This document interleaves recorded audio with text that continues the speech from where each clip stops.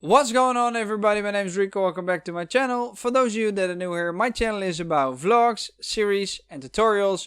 And in this episode we're going to edit another picture that I've taken in Norway with a drone. It's a picture that I've taken during the Romsdalstrappa hike. So let's get behind the computer and let's start.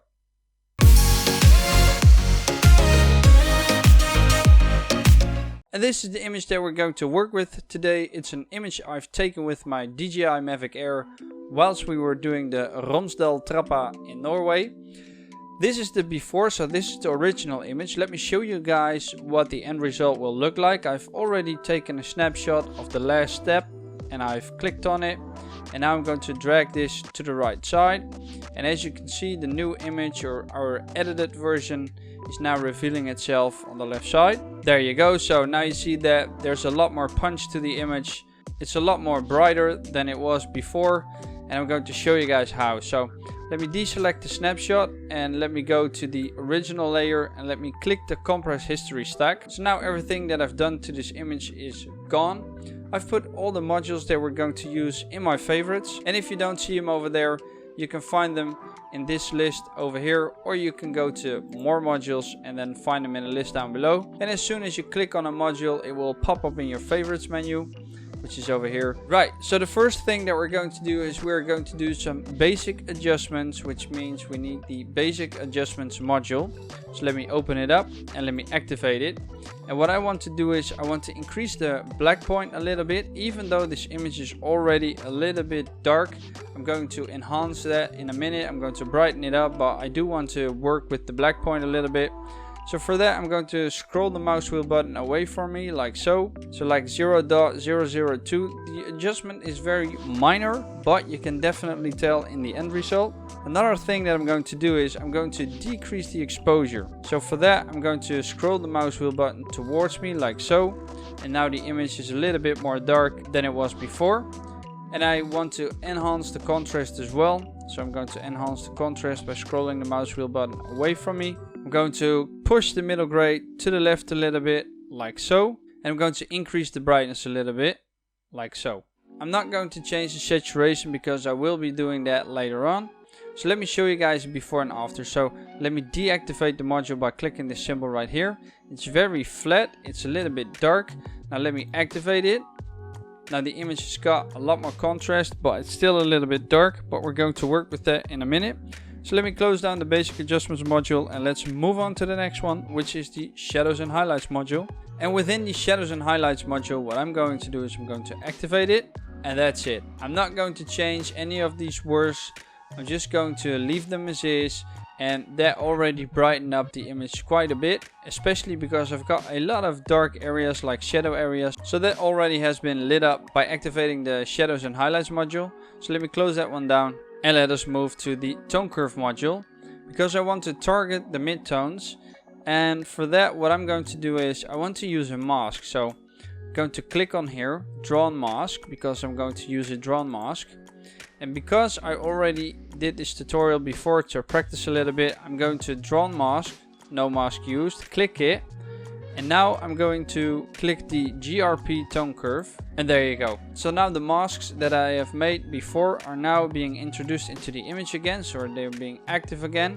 And how I made this mask is by using the brush, and I just brushed over the water like so.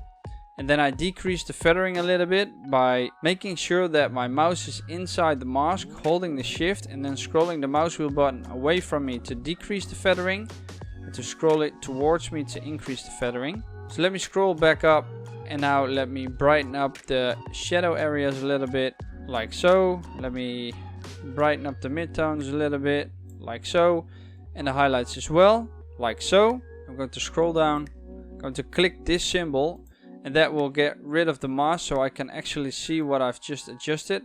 So let me show you guys before and after. So I'm going to deactivate it. And now I'm going to activate it. And as you can see, you see a lot of halo. You can definitely tell where I've put a mask, so that looks pretty awful. So what I'm going to do to change that is I'm going to increase the feathering radius by quite a bit. Just enough so I don't see the mask anymore. So that looks pretty awesome. And now let me show you guys before and after again. So let me deactivate it. Now the water is very dark, and now let me activate it. Now the water is a lot more light. So let's close that one down and let's use the next one, which is the haze removal module. When you activate it, you'll notice that this module is a very strong module. It introduces a lot of contrast. I don't like how that looks with this image because it's already a very dark image and it already has a lot of contrast. Reason being is because the Mavic shoots JPEG. It doesn't give me a RAW file, so let's just go with the right mouse button and let's just put it on 0.2. There you go, that looks a lot better. So let's close that one down. And now let's target the contrast some more by using the local contrast module. And I'm going to activate it and I'm going to keep it on 120%. But I'm going to adjust the highlights, I'm going to adjust the shadows, but I'm going to adjust the midtones as well. So let me increase the highlights a little bit, so that contrast in the highlights. Let me decrease the contrast in the shadows, like so. So that brightens up the image a little bit. And let me decrease them in the midtones as well. There you go. So let me close that one down. And now what I want to do is, because I've added all these adjustments in the image, there's a lot of noise. You can definitely tell in the water.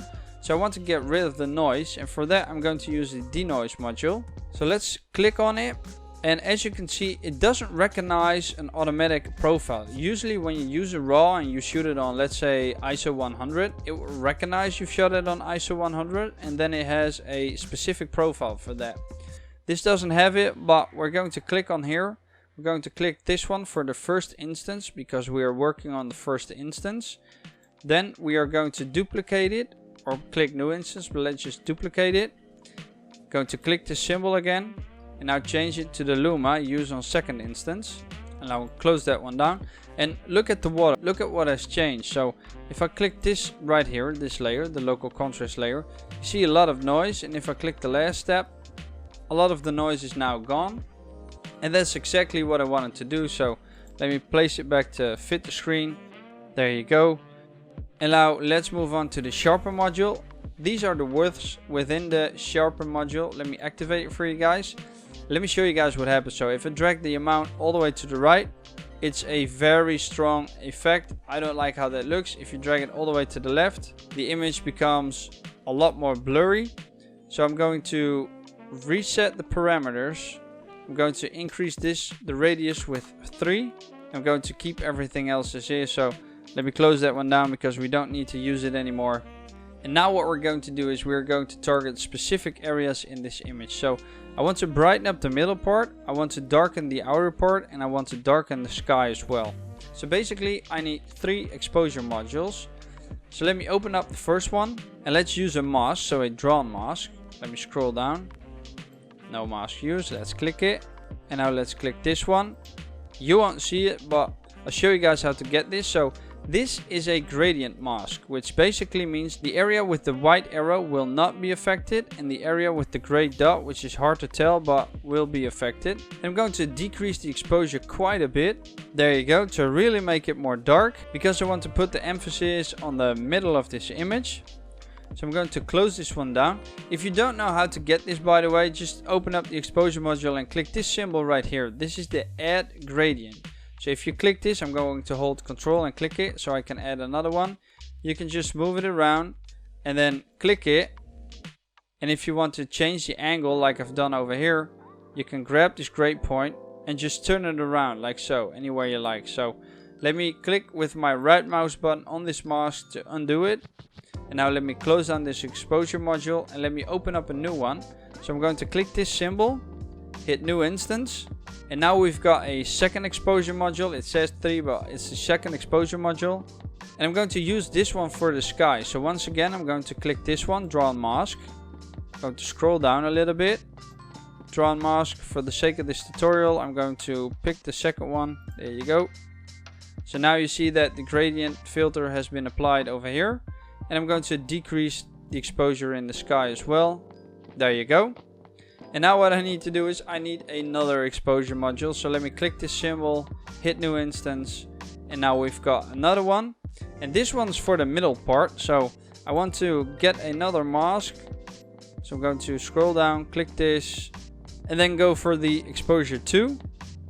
And that has added an ellipse, which you can get by clicking this symbol right here. What you can do is you can grab this point and then move it inwards to decrease it, or move it outwards to increase it. And same goes for this point. You can pull it inwards and you can pull it outwards. What you can't do with the ellipse, unlike with the pause tool, is add another node. So these are the nodes that you have to work with.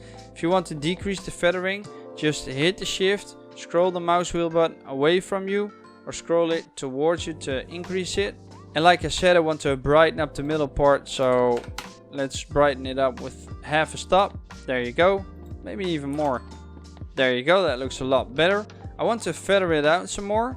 So for that I'm going to use the feathering radius.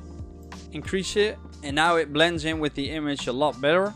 So let me close down this exposure module. And this is the final result. So let me show you guys before and after. So I'm going to take a snapshot. There you go. Step 20. Going to click the original one, and the original one is on the right side and the new one is on the left side. So here it is entirely. Now let's move it to the right, and as you can see, the image has got a lot more pop. Your eyes are automatically drawn to the water and to the city center over here, and I think that looks absolutely amazing and a lot better than the original. And that's it. I hope you guys liked it. Let me know in the comment section down below. I would love to hear your thoughts. I really want to let you guys know that I absolutely love our community. I love the edits that you sent me. I love the pictures that you sent me for me to edit. I'm going to make a dedicated video about that. Don't forget, I post on my community page as well. I post like every day. A few days ago, I posted a link to my Google Drive containing 3 photos for you guys to edit. If you send them to me, make sure you send the XMP files as well, and your Instagram or whatever you want me to put in the description of the video that I'm going to make in the future. And for this week, there's only one more thing left for me to say, which is make love to the like button. Consider subscribing if you haven't already. Hit that bell button to be the first to be notified when I drop in a video. And until next time, doei!